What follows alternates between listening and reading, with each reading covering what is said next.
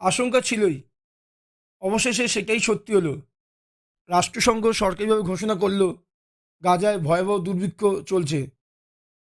দুমুঠো খাবার যেন স্বপ্ন হয়ে দাঁড়িয়েছিল গাজার অসংখ্য মানুষের।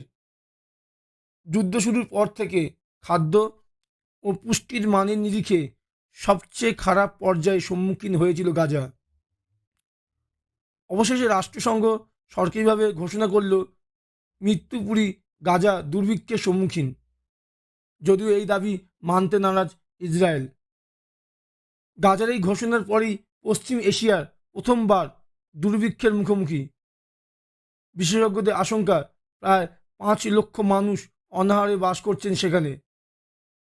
রাষ্ট্রসংঘের প্রধান টম ফ্লেচারের দাবি, এই দুর্ভিক্ষ সম্পূর্ণভাবেই আটকে দেওয়া যেত, কিন্তু ইসরায়েল ইচ্ছাকৃতভাবে সেখানে ত্রাণ পৌঁছানো বন্ধ করে দিয়ে সেখানে খাবারের যোগানে একেবারে শূন্য নিয়ে যায়, আর তাতেই এই পরিস্থিতি।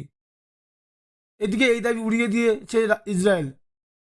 সে দেশের বিদেশ মন্ত্রকের পরিষ্কার দাবি, গাজায় কোনো দুর্ভিক্ষ হয়নি। যে বিবৃতি পেশ করা হয়েছে সেখানে বলা হয়েছে হামাসের উদ্দেশ্য প্রণোদিত মিথ্যার উপর নির্ভর করে এই দাবি করা হয়েছে। 2023 সাল থেকে ইসরায়েল ও হামাসের নয়া সংঘাতে শুরু।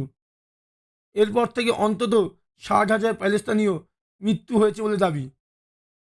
পাশাপাশি আগেই জানা গিয়েছিল গাজায় 4,70,000 মানুষের ক্ষুধার্ত অবস্থায় দিন কাটাচ্ছেন, তাদের মধ্যে শিশুর সংখ্যা 71,000। গত 2রা মার্চ থেকে খাবার, ওষুধ, জ্বালানি সহ মানবিক সাহায্য গাজা ভূখণ্ডে পৌঁছানো বন্ধ করে দিয়েছিল।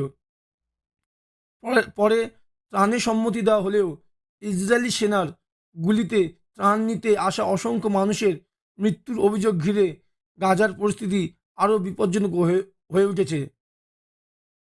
সম্প্রতি এই পরিস্থিতিকে ভয়াবহ বলে উল্লেখ করেন রাষ্ট্রপুঞ্জের মহাসচিব অ্যান্তোনিও গুতেরেস।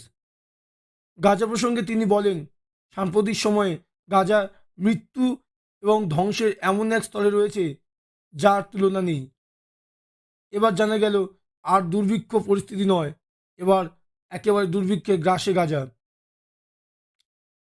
এখন প্রশ্ন একটাই, জাতিসংঘ যখন গাজার ভয়াবহ দুর্ভিক্ষে ঘোষণা দিল, তখন আন্তর্জাতিক সম্প্রদায় কি কার্যকরী পদক্ষেপ নেবে, নাকি আরও হাজার হাজার নিরীহ মানুষকে খাবারের অভাবে মৃত্যুর দিকে ঠেলে দেওয়া হবে? আপনার কি মত? গাজার এই মানবিক বিপর্যয়ের জন্য কে দায়ী, ইসরায়েল নাকি রাজনৈতিক স্বার্থ? কমেন্টে জানাতে ভুলবেন না। আরও আপডেট পেতে চ্যানেলটি সাবস্ক্রাইব করুন। ধন্যবাদ।